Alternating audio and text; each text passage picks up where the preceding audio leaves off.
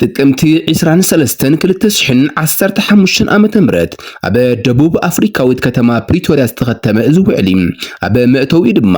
እዚ ውዕሊ ኢትዮጵያ ካብ ምብትታን ትግራይ ካብ ምብራስ ንምድሓን ዝተኸተመ ኣገዳዲ ውዕሊ ምዃኑ ይቐምጥ። ሚልዮናት ፈተውቲ ሰላም ሰማይ ደግፎም ዝጽበይዎ ውዕሊ ነይሩ። በአንጻሩ ድማ ብጽንተት ህዝብ ትግራይ ዘይዓገቡ ሓይልታት ጽንተት ዝኾኑ ንበዓል ፕሬዝደንት ሃገረ ኤርትራ ኢሳያስ አፈወርቅን ሓይልታት ፋኖን ድማ እቲ ውዕሊ ሰላም ተፈሪምያ ዝብል ሓበሬታ ብወግዒ ምስ ሰምዑ ተኸሊፍና ክብሉ ብሞት ህዝቢ ትግራይ ኣላኪጾም። ምስ መንግስቲ ኢትዮጵያ ዝነበሮም ታክቲካል ምሕዝነት ድማ ጠጠው ከብሉን አንጻር ፌደራል መንግስቲ ክስለፉን ግድን ኮይኑ ይብሉን ገለ ኣብዚ ጉዳይ ደጋጊሞም ርእይቶ ዝሃቡ ፖለቲከኛታት እዚ ውዕሊ ብዙሓት ተስፋ ዘንበሩልን ኣብ መንጎ ኢትዮጵያን ትግራይን ዝነበረ ምዕነዋይ ኩናት ደው ከብል ይኽእል ኢሎም እምነቶም ዘሕደርሉ እንተነበረ ብኻልእ ገጽ ድማ እዚ ውዕሊ ግልጽነትን ፍትሓውነትን ዝጎደሎ ብምዃኑ ተግባራዊ ናይ ምዃን ዕድሉ ዝተሓተ ኢሎም እምነቶም ክገልጹ ተዓዚብና። ፖለቲከኛ ልደቱ አያሌው ታህሳስ 11 2015 ዓመተ ምህረት ንስሓ አልባ እርቅ ልጸና ይችላልን ክብል ኣብ ዝጸሓፎ በዓል 11 ገጻት ዝሓዘ አርቲክል እቲ ኣብ መንጎ ኢትዮጵያን ትግራይን ዝተኻየደ ደማዊ ኩናት ፈልገንና ተመኝተን ያመጣነው ጦርነት ነው ይብል። መራሕቲ ህወሓት ድማ እዚ ኩናት እዚ ደሊናን ተመኒናን ዘምጻናዮ ኩናት እንታይ ኮነስ ተገዲድና ዝኣተውናዮ ኩናት ይክብሉ ንመንግስቲ ኢትዮጵያ ክኸሱ ንሰምዕ። ፌደራል መንግስቲ ብወገኑ እዚ ኩናት ከም መንግስቲ ኢትዮጵያ ደሊናን ፈቲናን ዘምጻናዮ ኩናት እንታይ ኮነስ ህወሓት ሰራዊት እዚ ሰሜን ብድቁስም ከሎ መጥቃዕቲ ስለዝፈጸመሉ ተገዲድና ሕጊ ንምኽባር ዝኣተናዮ እዩ ብምባል ንህወሓት ክኸስስ ንሰምዕን ንርእን። እቲ ሓቂ من جمرن بخمي تجمرن انتي كونس تفحتن عمقوتن تكينات سبصحو بسلان هلقيتن كما زمن اختوم تكينات زتوادده منبر ايوم عبال علي حزب تግራይ ዝፍጸሙ ዝነበሩ ግፍዕታትን ጨፍጫፋትን ድማ ተኩናት ተሐሲብሉን እኹል ምድላው ተገይሩሉን ዝተጀመረ ከም ዝኾነ እዩ ዘረድ። እቲ ተሐሳስ 2011 ዓመተ ምህረት ኣብ ኩለን መንግስታዊ ሚድያታት ኢትዮጵያ የፍትህ ሰቆቃ ብዝብል ኣብ ቤተ መንግስቲ 4 ኪሎ ቤት ጽሕፈት ቀዳማይ ሚኒስተር ተዳልዩ ኣብ ተመሳሳሊ ግዜ ኣየር ዝተፈነወ ኣብ ልዕሊ ህዝብ ትግራይ ዘነጻጸረ ፖለቲካዊ ዘርአው ጽላኣት ዝዝንቱ ዶክመንተሪ ፊልም ድማ እቲ ኩናት ተሐሲብሉ ግዜን ቦታን ተቆሪጹሉን ዝተኣተወ መንባሩ ከም መረዳእታ ኮይኑ ዝቐርብ እዩ ይብሉ ብወገን ትግራይ ዘለው ፖለቲከኛታትን መራሕትን። ፖለቲከኛ ልደቱ አያሌው ይቕጽል ፖለቲካዊ ሓይልታት ኢትዮጵያ ድሕሪ ምፍራም ውዕሊ ፕሪቶሪያ ኣብ ዘሎ ሓደ ወርሒ ኣብ ገጾም ጣዕሳን ስኽፍታን ክስተውዓላ ይረኣናን። እቲ ውዕሊ ሰላም ፍራሙ ጽቡቕ እዩ ኩላትና እውን እንደልዮ እዩ ካብ በዓንቶ እውን ጸገማት ብልዝብ ክፍትሑ እምበር ናብ ኩናት ዝእቱ ኣይነበሮን ይብል። ግን ድማ ሕዚ እውን ልባዊ ጣዕሳ ካብ ዘይስተውዕለሎም ፖለቲካዊ ሓይልታት ኢትዮጵያ ሰላም ምጽባይ ኣጸገም እዩ። እዚ ዘመላኽት ድማ ካብ ትማሊ ዘይንመሃር በተመሳሳሊ መንገዲ እንኸይድ ንጽባሕ እውን ድልውነት ዘይብልና ምዃንና እዩ ይብል ፖለቲከኛ ልደቱ አያሌው። እዚ ኩናት ገበን ምጽራይ ዘርኢ ገበን አንጻር ሰብኣውነት ገበን ምጥፋእ ዘርኢ ወይ ጄኖሳይድ ዝተፈጸመሉ ምዃን ድማ መስካሕክሒ ይገብሮ። መንግስቲ ኢትዮጵያ ነቲ ኩናት ብውሕዱ 1.5 ትሪልዮን ብር ወጻኢ ከም ዝገበረ ዝገልጽ ጽሑፍ ኣይተ ልደቱ አያሌው ከምዛ ዓይነት ህልቂት ኣብ ታሪኽ ኢትዮጵያ ተራእዩን ተሰሚዑን ኣይፈልጥን። ውዕሊ ፕሪቶሪያ እንቅፋት ዘጋጠሞ ገና ኣብ መዓልቲ ምፍራም ሰነድ ሰላም ነይሩ። ኣብ ጽባሕ ምፍራም ውዕሊ ህወሓት መንግስቲ ወኪሎም ዝተለኣኹ እምበር ውድብ ህወሓት ወኪሎም ዝተለኣኹ ኣባላት ስለዘለዉ እቲ ውዕሊ ፍጹም ኣይንቐበሎን ኢና ክብል ዕላዊ መግለጺ ዘውፅአ ሕዳር 4 2015 ዓመተ ምህረት እዩ። እቲ ውዕሊ ብየማንን ብጸጋምን ብፈተናታት ዝተኸበበ ምንባሩ በቲ ሓደ ወገን ብወገን ኢትዮጵያ ዝነበረ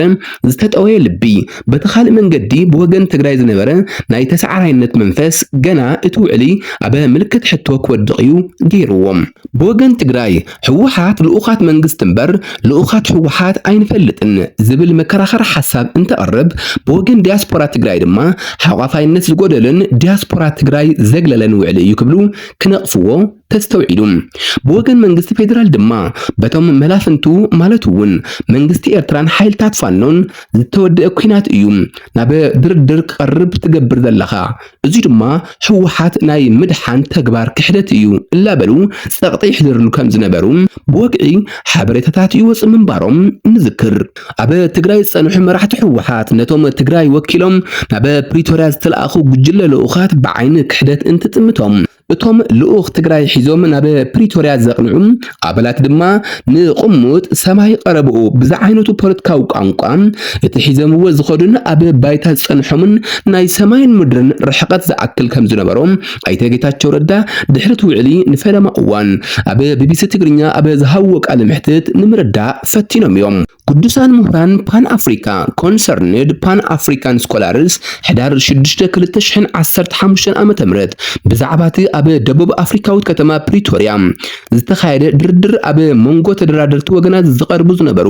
ተስፋ ዘቁርጹ ክትዓት ክርክራት ፈተነታት ድኽመታት ጥንካረታትን ደንጎላ ምድብራይ ዝተረፎም ብሓይለ ቃላት ዝተዓጀቡ ቁጥዕታትን ኣድሂቡም ኣብ ዘርግሖ 32 ገጽ ዝሓዘ ሰነድ ተደራደርቲ ወገናት ብእንግሊዝኛ ምስምዕማዕ ምሳኣበዩ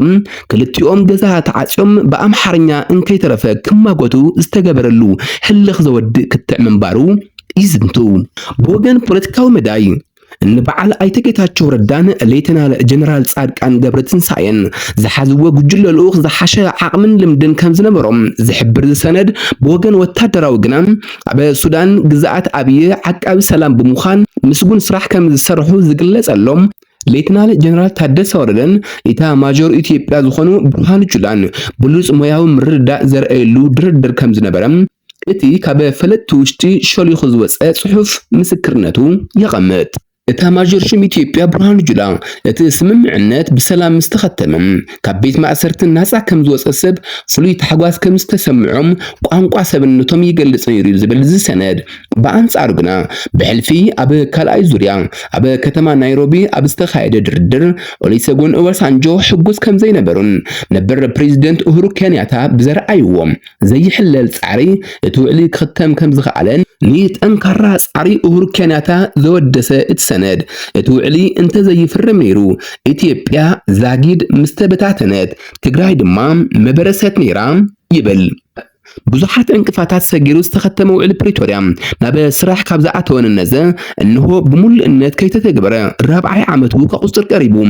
ፕሬዝደንት ግዚያዊ መምሕዳር ትግራይ መን ይኹን ኣብ ዝብል ፖለቲካዊ ምጥልላፍ ተኣሊኾም ትግራይ ድሕሪ ምፍራም ውዕሊ ፕሪቶሪያ ን4 ዋርሕ ብዘይ ፕሬዝደንት ዝጽንሕዋ መራሕቲ ህወሓት እዚ ድማ መግለጺ ኣልቦ ህዝባዊ ሓሌቶም ምዃኑ ድሕሪ ውዕሊ ፕሪቶሪያ ዘመላኸተ ፈለማይ ምትዕንቃፍ እቲ ውዕሊ ከም ዝነበረ ይግለጽ እምበኣር እቲ ናይ ትግራይ ውሽጣዊ ምጥልላፍ ምንቁቃር ምትህልላኽ ኣብዚ እዩ ዝጅምር ክሳድኻ ብስሬኻ ኣውፅእያ ተባሂሉ ዝፈረመ መንግስቲ ኢትዮጵያ ድማ ብዘይ ተጸበየ መንገዲ እዚ ዕድል ከም ጽቡቕ ኣጋጣሚ ክጥቀመሉ ጀሚሩ ኣብ መንጎ መራሕቲ ህወሓት ዝነበረ ኣፈላላይ ዝበለጸላ ሰፍሒ ከይዱ ኣብ ጽባሕ ሽሞት ፕሬዝዳንት ትግራይ ድማ እቲ ካብ በዓንቶኡ ሕጉስ ዘይነበረ ህወሓት ንኣይተ ጌታቸው ረዳ ኣብ ሓደ ለይቲ ባንዳ ክብል ኾኒንዎም ኣይተ ጌታቸው ረዳ ፕሬዝደንት ግዚያዊ መምሕዳር ትግራይ ኮይኖም መጋቢት 08 2015 ዓመተ ምህረት ተሰይሞም ንሶም ዝተሰየምሉ ሽሞት ደብዳቤ እውን ካሊእ መከራኸሪ ኮይኑ ቀጺሉ ሓደ ክልተ ላበለ ኣብ መንጎ መራሕቲ ህወሓትን ግዚያዊ መምሕዳርን ዝነበረ ኣፈላላይ መዓልታዊ ላሰፍሐ ፌደራል መንግስቲ ውልቃዊ መደባቱ እላዓመመ ኣብ መንጎ ተርስዐ ውዕሊ ፕሪቶሪያ ኮይኑ ተመዛበልቲ ተረፊዖም ግዛኣታዊ ሓድነት ትግራይ ብኻልኣይን ብሳልሳይን ደረጃ ተሰሪዖም ብርግጽ ኣብ ፈላሞት ኣዋርሕ መሰረታዊ ግልጋሎታት ኣብ ምምላእን ዲዲአር ኣብ ምፍጻምን ዝናኣዱ ጀማሮታት ምንባሮም ዘይካሓድ ሓቂ ነይሩ ፖለቲካዊ መራሕቲ ትግራይ ኣብ ክንዲ ዓቕምታት መኸተ ኣኪቦም ናይ ምድርዳር ዓቕምታቶም ብዘለዎን ምቕጻልን እቲ ውዕሊ ስሉጥ ብዝኾነ ኣገባብ ተፈጻሚ ክኸውንን ክሰርሑ